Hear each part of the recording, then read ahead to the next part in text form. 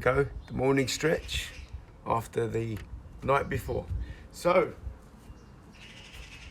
how we will start today is by standing with your feet planted, and for the first moment just release anything that's going on in that head, just dissolve it straight away, and then just start to scan that head, bringing it down to the shoulders.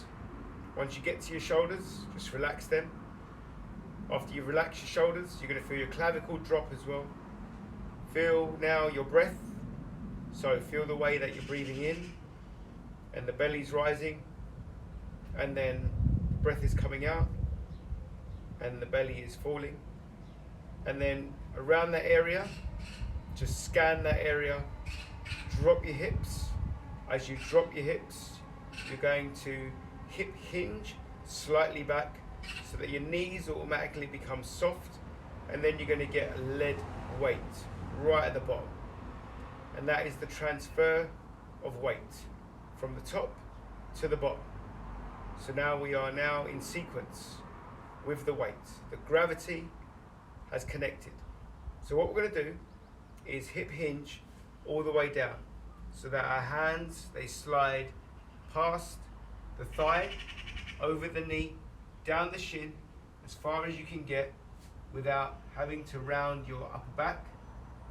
And then you're going to stop wherever that is, and you're going to take a firm hold on the body part that you've reached, wherever that is.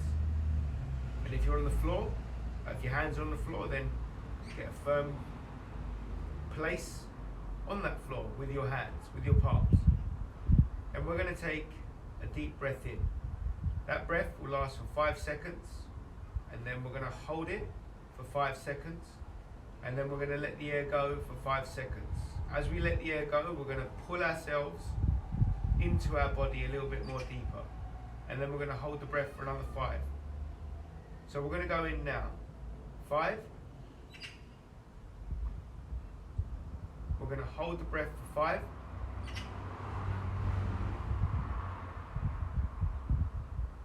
And we're going to let the air go for 5.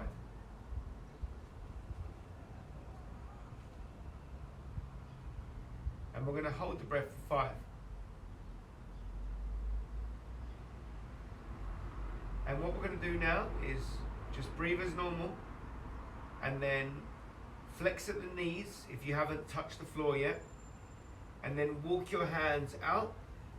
So you go past the downward facing dog.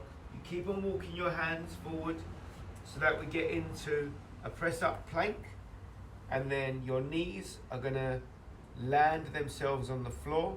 Your thighs are going to follow through. Your hips are going to be placed on the floor, and your arms are going to keep your upper body upright. And now we are in the cobra. As we take this moment in the cobra, just take a deep breath in through the nose. It will be your breath, your pace. As you take that breath in, feel that belly rise. And then once you reach the end of that breath, you're going to hold that breath. As you hold that breath, we're going to get into the tabletop. So your shoulders are above your wrists. Your hips are above your knees, and we're going to let the air go. Let that air go. Breathe as normal, get present back into the breath. And we're going to slide the hands forward. We are going to dig our toes into the floor, into the ground, into the mat, wherever you are. And you're going to push the ground away with your upper body, and that will leverage your hips to go lower, as if they're going to go and sit on your heels. And the toes are going to make sure that you are in place at that time. You're going to sink your forearms onto the floor. You're then going to softly drop your forehead to the floor. You're then going to be focusing on your shoulders and giving them the release that they need, and allow them to drop. And then you'd feel your upper trapezius drop, your neck will be less tense, and we will be going into open tightness. From there, we're going to take a deep breath in. The breath will take 5 seconds. As we breathe in, we're going to get back up to the tabletop. When we're in the tabletop, we're going to hold the breath for 5 seconds. And then we're going to let the air go for 6 seconds to get back into the cobra. As the air goes out, we're going to stay 5 more seconds in the cobra pose with a held breath. So when you're ready, 5, take a deep breath in, go back into the tabletop. Hold the breath in the tabletop for 5. And then let the air go for 6. Slide the hands out, drop the lower body, go back into the cobra. And once you're there, we're going to hold the breath for 5, 4, 3, 2, 1. Slowly make your way back up to the tabletop, and then slide one leg up so that one foot is beside one of your hands, and your hands are parallel with each other. So you've got one foot on the outside of both your hands. And from there, that trailing leg, outstretch it, dig your toe into the ground, leverage your knee up so that it's hovering from the floor. If you can't do that, just allow your knee to be where it is. Don't worry about lifting it up. And then your toes, your trailing toe, is going to lever your upper body, your entire body, forward, so that you're on your tiptoe and you've got your palms flat on the floor with your forearms slightly stretched, because your shoulders are now in front of your fingers if you was going to draw a plumb line from your shoulders to the floor. One of your arms is flush to your leg. It's applying a little bit of pressure, trying to push that leg out so that you can have a deeper adductor stretch. And this is called the lizard lunge. Stretch. We're going to hold this lizard stretch for another 5, 4, 3, 2, 1. You're going to replace the trailing knee back on the floor, relax, pivot back a little bit, get your front foot flat on the floor. As it's flat on the floor, you're going to lift your upper body up. You're going to put your hand on the knee, and you're going to hip hinge forward with your trailing knee still on the floor all the way. Stretch it right out so that your belly is coming closer to your thigh. Your head is lifted up so that you are breathing in with flow, with ease, no block, no barrier to the passage of that air that you are now concentrating on as we become more present with the breath, feeling the stretches that our body is giving us. Hips, glutes, hamstrings, hip flexors, stomach, lower back, whatever your body is giving you, accept it, welcome it, absorb it, celebrate it, because it's you. And from there, just apply a little bit of pressure on your knee with your hands so you can get your body upright again. And then return your hands back to the original position inside of the leg. And then that foot at the front is going to return back, join the other leg. And then the other leg is going to come forward. So it's going to plant its foot right next to one of your hands, which are now parallel again. And the trailing leg now you're going to dig your toe into the ground, and like we did last time, you're going to elevate your legs slightly. If you can't do that, don't worry, just allow your knee to stay where it is. And you're going to make your toes be the pivot, and you're going to pivot forward slightly so that your palms are flat, but your forearms are being stretched, and your shoulders are now over your fingers if you were going to draw a line from your shoulders to the floor. Your front foot, the heel should be flat or slightly raised, depending on your flexibility. So for me, it's well and truly raised.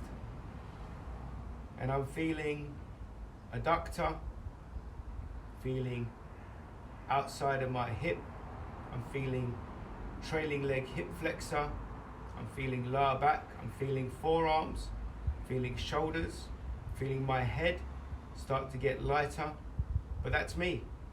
So whatever you're feeling, accept it, embrace it, welcome it, don't challenge it, don't judge it,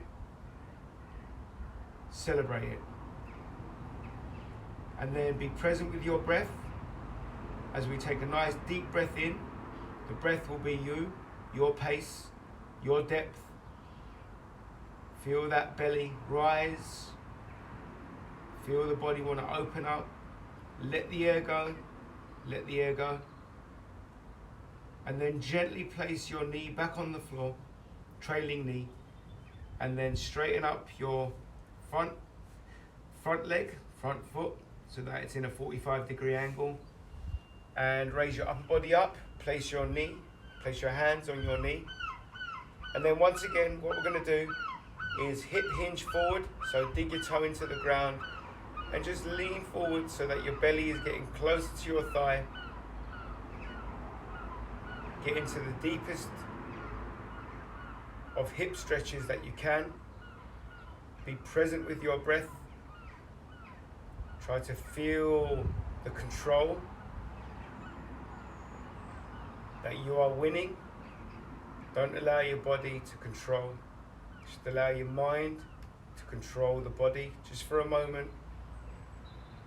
As you've got that control, what we're going to do is take a few breaths in. So we're going to go in 5 times, quite fast, in through the nose, out the mouth. On the 5th breath out, we're going to blow it out as far and as vocal as we can. So when you're ready, we're going to go in now. 1, take a deep breath in through the nose.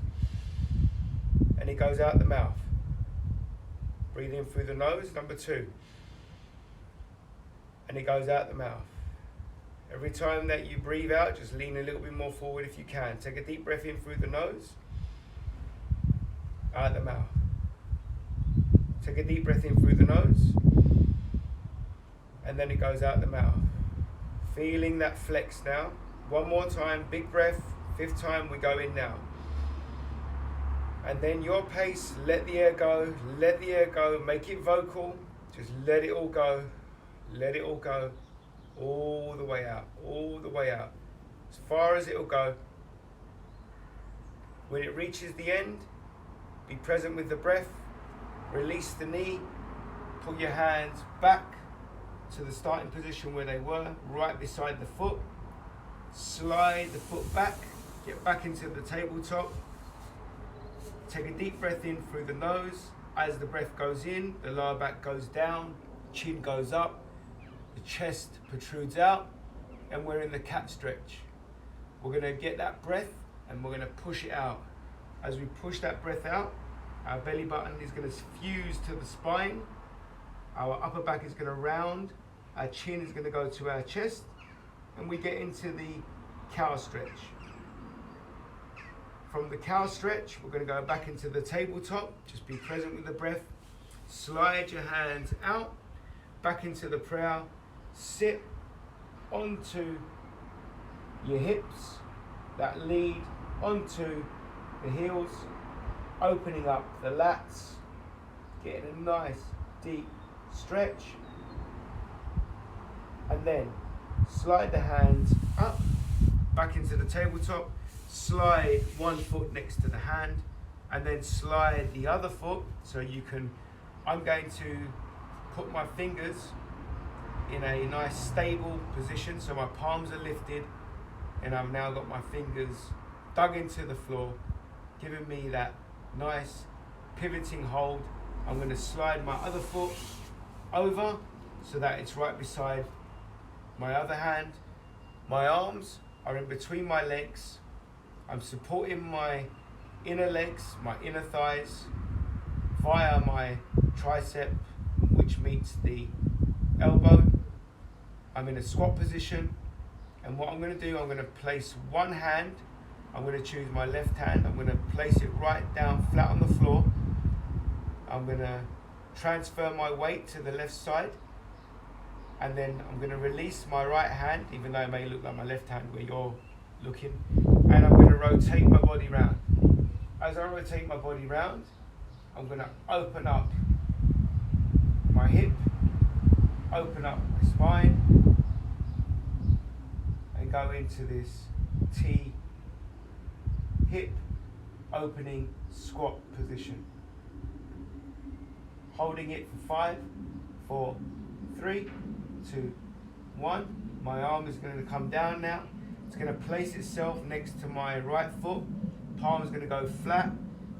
My weight's going to transfer. My left arm is going to lift itself up. It's going to rotate round. I'm going to get a nice spine rotation. And I'm going to go into another squat T hip opener.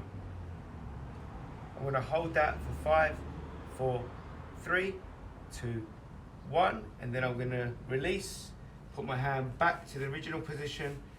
I'm going to slide my hands closer together, making sure my palms are flat. I'm going to push the ground away. I'm going to straighten my legs out.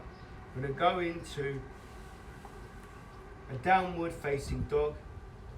I'm going to reposition myself so that I'm fully aware that my body is an inverted V. I'm fully aware that I am in this downward facing dog position. I've got some pressure on my wrists, so whatever you're feeling, accept it. And if the pressure is too much for you, just try to be conscious of your heels and pull your heels to the floor. That way you're going to get some release on the wrists, elbows, shoulders, and then I'm going to walk my hands back towards my feet. I'm going to flex my knee. I'm going to grab the bottom of my toes. I'm going to lift the bottom of my toes, and then I'm going to straighten my legs out so that I'm getting a nice deep stretch from the Achilles that connects to the calf, that connects to the back of the knee, which connects to the hamstrings, which lead up and connect themselves to the glutes. And from the glutes, I scan round, I can feel my lower back opening, and then I can feel all the way up my spine as it naturally flexes, and then I can scan my upper lats, I can feel my shoulders, and then I'm right back where I'm hooking my toes, feeling that stretch, feeling that flow, feeling that body just want to open its tightness. After 5, 4, 3, 2, 1, I'm going to release the toes, I'm going to fold at the knee, little flex at the knee, and then we're going to run the hands up the top of the foot, run the hands up the shin.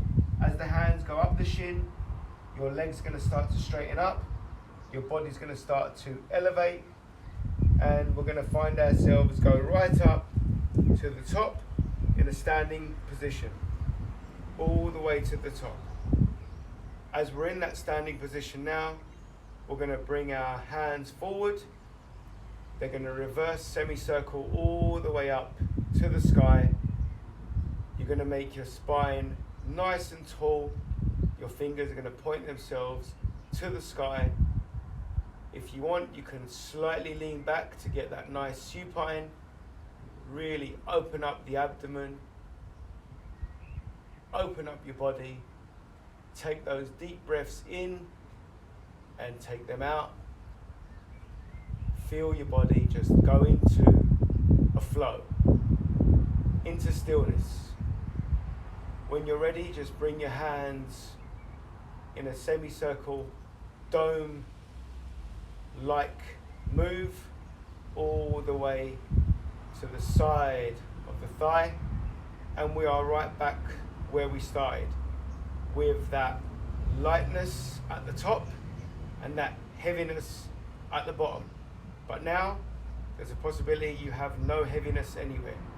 You're all light. So I'm going to give you around 10 seconds to feel the lightness, feel the sobriety, feel the mystic, feel the cosmic, feel your body resolve and dissolve and flow. Think about one word, what is going to make your day. So the word that I'm going to choose is flow. And that's how my day is going to go. Thanking you.